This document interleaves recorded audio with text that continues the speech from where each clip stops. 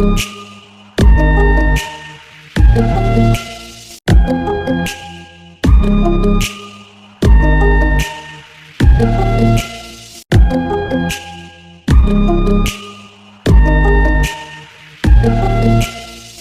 oi, hello and welcome to another GG.CO.UK trends video sponsored by Boyle Sports.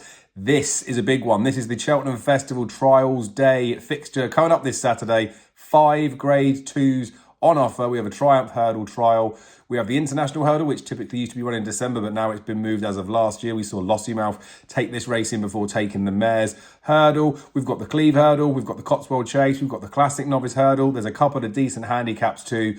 And that montage that was put in at the start of the video is showing you winners that have run at this meeting and then gone on to taste success at the festival proper the same year in March. Now, these trends are done for the last 10 years. I've done it for each of the races. They're quite high level bullet points. I'll pull them up on the screen. We'll run through them in this video, but you can click a link in the description to read the articles.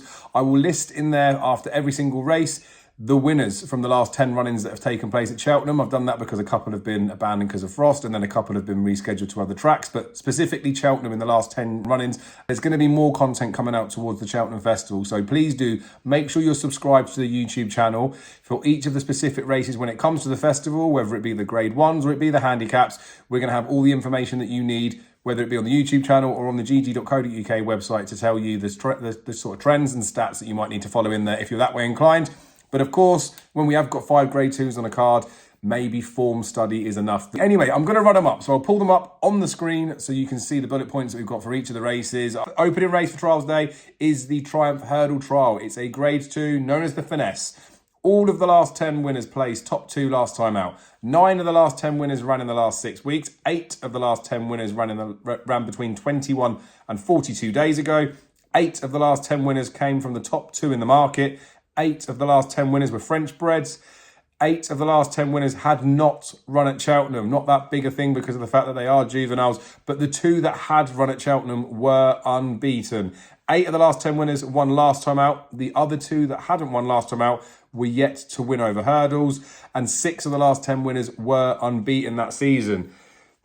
Like, just an awesome race in the past when you look at some of the honours rolls. So Gino's in there, Fakir Duderies, Apple Shakira won this before, sort of boiling over at Cheltenham, didn't she? Defi Desoy took this in before going and winning a Triumph Hurdle. Peace and Co took this in before winning a Triumph Hurdle. So look, there is a good standard that's going to be in it, but we saw Lilamba this weekend at Ascot. I don't think anything's going to outshine that. Or are they? Could be a clue towards the Boodles. We'll never know. I say we'll never know. We'll find out Saturday, right? Novices Handicap Chase. Smaller amount of top trends that I've peeled off in this one. It's over 2.5 miles and half a furlong. All of the last 10 winners were aged between 6 to 8. All of the last 10 winners were Irish bred. 8 of the last 10 winners were aged 6 or 7. 8 of the last 10 winners were not the favourite. However, the last 2 were favourites, both trained by Paul Nicholls. 8 of the last 10 winners were sent off single-figure prices, and 7 of the last 10 winners carried at least 11 stone 3. So again, we've had winners from this race that have gone on to taste success at Cheltenham. Stage Star won this before winning the Turners. Obviously doesn't exist anymore, that race. Simply the Bets won this before winning the Plate. Mr. Whitaker won this before winning the Novices Handicap Chase, which is now back in place of the Turners Novices Chase. So could be a real good pointer, I think, this race. The Handicap Chase that comes after, same distance, but this is the Open Company. You do get novices that will have the option to come in here, and then declaration time, when you see which route they go, could be quite an important pointer. We can talk about that more later in the week. All of the last 10 winners had run at Cheltenham before. All of the last 10 winners ran inside the last 60 days. All of the last 6 winners were French breds. Now, no winner from the last 10 carried 10 stone 13 to 11 stone 6. 9 of the last 10 winners were aged between 6 and 8. 9 of the last 10 winners were sent off a single figure price. 9 of the last 10 winners were not the favourite. There's been 1 joint favourite that's won this. 8 of the last 10 winners had won more than once at 19 furlongs to 21 furlongs, so sort of either side of this trip. 8 of the last 10 winners had 6 or fewer runs over hurdles. 8 of the last 10 winners did not win last time out. 7 of the last 10 winners had 10 or more runs over fences. So as I say, you might get novices that come in here It may be that the novices are coming in here en route to something later down the line at the festival, but we've had some good winners in there. Cyril is the last winner of this race that went on to win at Cheltenham, won the plate. Fantastic performance, that horse there. Right, Cotswold Chase, back to graded company. Grade 2, it's over 3 miles, 1.5. Capodanno took this last year before going fourth in a Ryanair. We have had Froden that took this in before going on to win a Ryanair. Look, lots of horses have gone in Gold Cups. The best finish we've had was Santini in 2020. He came second in a Gold Cup after winning a Cotswold Chase. There's a few horses like a Hoy Signor, though, that fell. Chantry House pulled up. Definitely Red was sixth, no mean feat. Mad Place was sixth in a Gold Cup. Many Clouds was sixth in a Gold Cup. So, look, you trust the trainers to send him to the right race after, but it is a launch pad for either the Ryanair or the Gold Cup. Now, all of the last 10 winners had run at Cheltenham before. All of the last 10 winners had an official rating of 157 plus. 9 of the last 10 winners ran between 24 and 56 days ago. 9 of the last 10 winners had 8 or fewer runs over hurdles. 8 of the last 10 winners had already won at least a grade 2. 8 of the last 10 winners had already won at 3 miles or further. 7 of the last 10 winners had been beaten that season. 6 of the last 10 winners last ran at Kempton or Aintree. 5 of the last 10 winners were Irish bred. 5 of the last 10 winners won last time out. 5 of the last 10 winners were 8-year-olds. And only Many Clouds, who did it twice, has successfully carried 11 stone 10 to win. Everything else has carried less. Right, the international hurdle. This has been now moved to this fixture. So the trends that come in for this, really, last year's is the only one that's completely and utterly relevant, isn't it? Because Lossiemouth took that, went and won a mare's hurdle. This time round, we've potentially got Constitution Hill. It's probably going to be a pointer for a champion hurdle winner if we do see him come in here. In the past, with it being run in December, it can still be a launch pad to something like a champion hurdle, but obviously it's earlier in the season. So look, the trends are going to be taken with a pinch of salt here. But 9 of the last 10 winners came from the top 3 in the betting. 8 of the last 10 winners were aged 7 or younger. With that, 8 of the last 10 winners being aged 7 years or younger, right? Because it would have been run in December, a lot of those horses, if it was run in January, would have gone up a year, okay? Maybe I should speak to the editors and we can get something tweaked in there because it needs to be updated for that factor. But of course, it has rearranged the fixture. So look, I'll probably put some sort of caveat in there on the article so we make that clear. The 8 or younger would be fine now it's January. 8 of the last 10 winners had an official rating of 156 or higher. 8 of the last 10 winners had already run at Cheltenham. 7 of the last 10 winners had already won at least a grade 2. And 7 of the last 10 winners placed top 2 last time out.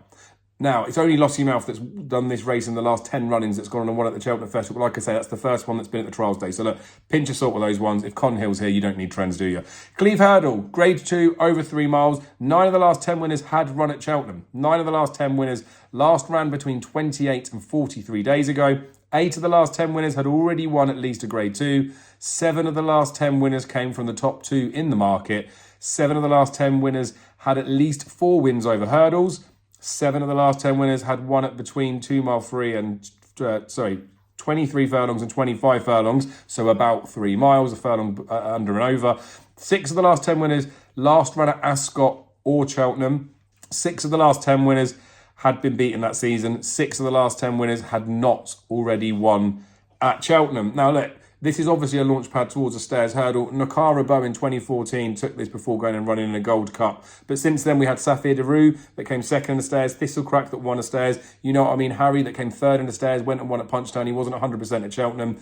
Agra Park didn't go to Cheltenham Festival, but then Paisley Park did, won a stairs. Paisley Park again, 7th in the stairs. Paisley Park again, 3rd in the stairs. Then we've had Gold Tweet, 8th in the stairs. Noble Yates, 7th in the stairs. So look, it hasn't quite been the prolific launch pad in the last few renewals, but I do think this year will be very informative. Tiapu is a standout stayer for that division, but if the ground was to come up quicker, who knows, something in here could be the one that's in there, and it's a bit of a murky market after, so I'm proper excited about that race. The Classic Novice Hurdle closed out the card, grade 2 again, 2 mile 4.5, love that trip on the trials day.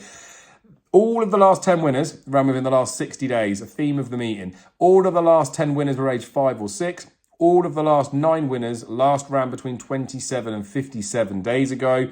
9 of the last 10 winners came from the top 3 in the market. 8 of the last 10 winners won last time out. 7 of the last 10 winners had won at between 19 furlongs and 21 furlongs. So again, I touched on that. It's about the distances either side. 6 of the last 10 winners were Irish bred, and 6 of the last 10 winners were unbeaten that season. Now, look, if we look at some of the horses that have won this in the past, they've not tasted Cheltenham Festival success. So the last 10 that we peel up in here, we've got Gidley Park 6th in an Albert Bartlett. Rock My Way pulled up in an Albert Bartlett. North Lodge didn't come to Cheltenham. Harry Senior pulled up in an Albert Bartlett. Birchdale pulled up in an Albert Bartlett. Santini 3rd in an Albert Bartlett. Holstone 3rd in an Albert Bartlett. Yanworth 2nd in the Turners. Aldo Abjal, that's definitely said wrong. Turner's Novices Hurdle, it's the Ballymore Neptune, whatever it would have been back then, 7th. And Red Sherlock was 9th in that same race as well. So look, more recently horses have gone to an Albert Bartlett, but Santini's the closest we've had alongside Holstone just to place in an Albert Bartlett. So it's a good race in its own right, can catch horses at different distances. You can see there you've got horses like Yanworth that went off favourite for like Stayers Hurdles and for Champion Hurdles at different times.